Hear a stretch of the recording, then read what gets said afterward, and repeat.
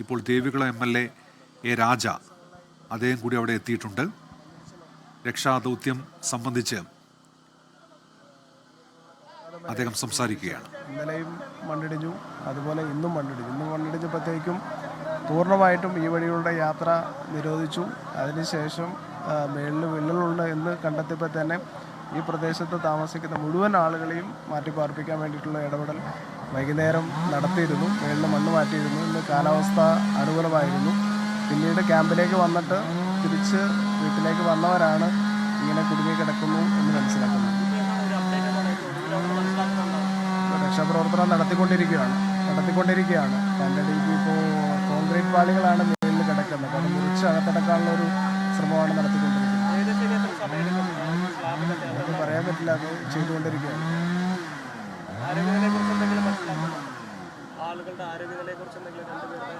നേരത്തെ ആദ്യം വന്ന സമയത്ത് ഒരാൾ സംസാരിക്കുന്നുണ്ടായിരുന്നു. പക്ഷെ ഇപ്പോൾ അങ്ങോട്ടേക്ക് എത്താൻ പറ്റില്ല, കുടുങ്ങി കിടക്കുന്നത് കൊണ്ട് അത് മുറിച്ച് അങ്ങോട്ട് കയറാനുള്ള ഒരു ശ്രമമാണ് നടത്തിക്കൊണ്ടിരിക്കുന്നത്. ഒരുപാട് സ്ലാബ് ഒന്നിപ്പോൾ ജാക്കിലിവരൊക്കെ വെച്ച് ബുക്ക് ചെയ്തതിന് ശേഷമാണ് അകത്തേക്ക് കയറാൻ പറ്റിയത്. കയറി കഴിഞ്ഞതിന് ശേഷം വെളിയിലെടുക്കാൻ വേണ്ടി ഓരോ സ്ഥലവും കുടുങ്ങി കിടക്കുന്നതുകൊണ്ട് അത് ഓരോന്നായി മാറ്റി അവരെ പുറത്തേക്ക് എടുക്കാനുള്ള ഒരു ശ്രമമാണ് നടക്കുന്നത്. ഇപ്പോൾ ജില്ലാ ഭരണകൂടത്തിൻ്റെ ഭാഗമായിട്ട് ADM ഉണ്ട്. നമ്മൾ എങ്ങനെയാണ് ഇവിടെ നീക്കങ്ങൾ ഒരുക്കിയിരുന്നത്? ഇവിടെ ഈ അപകടം ഉണ്ടായിക്കഴിഞ്ഞ് അന്നേരം തന്നെ പോലീസ്, ഫയർഫോഴ്സ് ഉടൻ തന്നെ NDRFന് ഡയറക്ഷൻ കൊടുത്ത് NDRF ടീമോടെയാണ് ഞങ്ങൾ ഉൾപ്പെടെ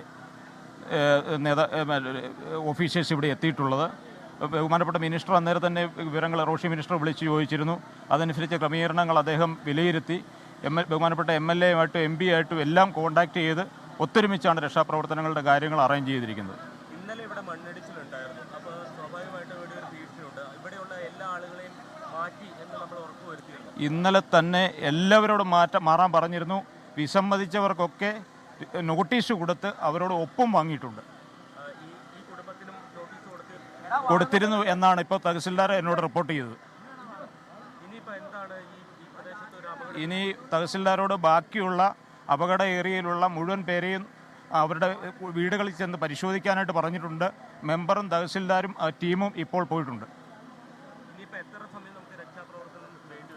അതിനെക്കുറിച്ച് അറിയില്ല, അവർ ചെയ്തുകൊണ്ടിരിക്കുന്നു. നമ്മളിപ്പോൾ അങ്ങോട്ട് ഇൻ്റർവെൻ ചെയ്താൽ അതിന് തടസ്സമാകും. അതുകൊണ്ട് നമ്മൾ വാച്ച് ചെയ്ത് നിൽക്കുകയാണ്. എന്തെങ്കിലും ഹെൽപ്പ് ഉണ്ടെങ്കിൽ തീർച്ചയായിട്ടും ചെയ്യും. അത് തഹസിൽദാരോട് ഇപ്പോൾ ചെക്ക് ചെയ്യാൻ പറഞ്ഞിട്ടുണ്ട്. തഹസിൽദാർ, മെമ്പർ ഉൾപ്പെടെ, വില്ലേജ് ഓഫീസർ ഉൾപ്പെടെ ഫീൽഡിലുണ്ട്. ഇടുക്കി ADM ആണ് ഇപ്പോൾ നിലവിൽ സംസാരിച്ച സംഭവമായിട്ട് ബന്ധപ്പെട്ടുകൊണ്ട് വിശദമായ കാര്യങ്ങൾ നോക്കിയ ശേഷം തുടർ നീക്കങ്ങൾ എന്നുള്ളതാണ് അദ്ദേഹം പറയുന്നതിൽ മനസ്സിലാകുന്നത്. അതായത് ആവശ്യമെങ്കിൽ കൂടുതൽ ആളുകളെ ഇവിടെ നിന്ന് മാറ്റിപ്പാർപ്പിക്കുന്നതിനടക്കമുള്ള കാര്യങ്ങൾ ചെയ്യും. അതിന് തഹസിൽദാർക്ക് നിർദ്ദേശം നൽകിയിട്ടുണ്ട്. തഹസിൽദാരായിരിക്കും അക്കാര്യത്തിൽ തുടർ നടപടികൾ സ്വീകരിക്കുക. അതേസമയം നേരത്തെ തന്നെ നോട്ടീസ് നൽകിയതാണ്, ഇവിടെ നിന്ന് ആളുകളെ മാറ്റിപ്പാർപ്പിക്കുന്നതിന് വേണ്ടിയിട്ട് നോട്ടീസ് നൽകിയതാണ് എന്നുള്ളതാണ് ADM പറയുന്നത്. അപകട സാധ്യത മുന്നിൽ കണ്ട വെള്ളിയാഴ്ച തന്നെ ഇവിടെ നിന്ന് ആളുകളോട് മാറാൻ പറഞ്ഞതാണ്. വിസമ്മതിച്ച ആളുകൾക്കെല്ലാം രേഖാമൂലം നോട്ടീസ് നൽകി ഒപ്പിട്ടും വാങ്ങിയിട്ടുണ്ട്.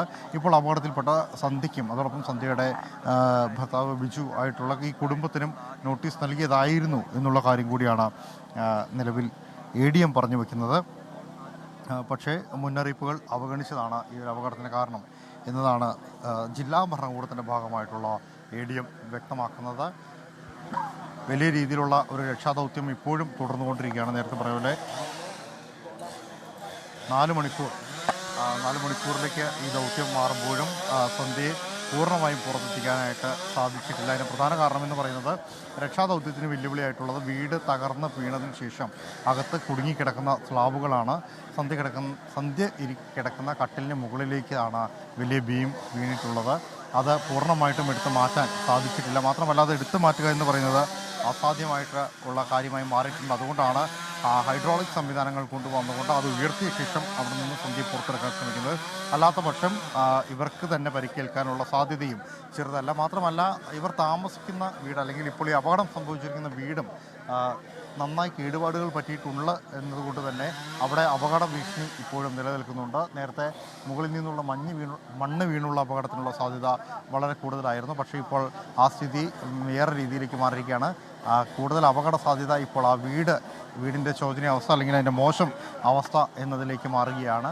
ആ മോശം അവസ്ഥ ഉള്ളതുകൊണ്ട് തന്നെ അവിടെ നിന്ന് കൂടുതൽ ആളുകളെ മാറ്റിയിട്ടുണ്ട്. രക്ഷാദൗത്യത്തിലുണ്ടായിരുന്ന നാട്ടുകാരായിട്ടുള്ളവരെ പരമാവധി അവിടെ നിന്ന് മാറ്റി NDRFിൻ്റെയും ഫയർഫോഴ്സിൻ്റെയും പരിശീലനം സിദ്ധിച്ച ആളുകളെ കൊണ്ട് നേരിട്ട് നടപടികളിലേക്ക് അല്ലെങ്കിൽ സുരക്ഷാ ക്രമീകരണങ്ങളിലേക്ക് അതിൻ്റെ ഭാഗമായിട്ടുള്ള രക്ഷാപ്രവർത്തനത്തിലേക്ക് എന്ന രീതിയിലേക്ക് മാറ്റിയിരിക്കുകയാണ്.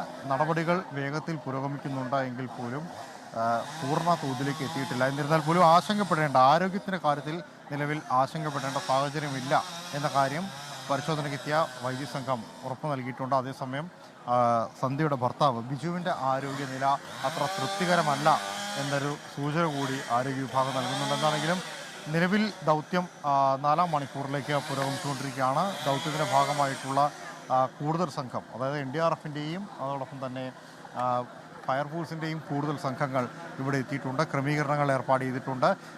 സന്ധ്യയെ പുറത്തെത്തിക്കുന്ന മുറയ്ക്ക് തന്നെ താലൂക്ക് ആശുപത്രിയിലേക്ക് മാറ്റുന്നതിനും പ്രാഥമിക ചികിത്സ ഇവിടെ വെച്ച് നൽകുന്നതിനും വേണ്ടിയിട്ടുള്ള സംവിധാനങ്ങളും ഇവിടെ ഒരുക്കിക്കൊണ്ട് തന്നെയാണ് നിലവിൽ ക്രമീകരണങ്ങൾ മുന്നോട്ട് പോയിക്കൊണ്ടിരിക്കുന്നത്. ഉന്മേഷ്, ലോകത്തെവിടെയായാലും ഏത് സമയത്തും 24 വാർത്തകളും ഓഗ്മെന്റഡ് റിയാലിറ്റി പാക്കേജുകളും എക്സ്പ്ലെയിനറുകളും വിശദമായി കാണാൻ ഞങ്ങളുടെ YouTube ചാനൽ നിങ്ങൾക്ക് സബ്സ്ക്രൈബ് ചെയ്യാം.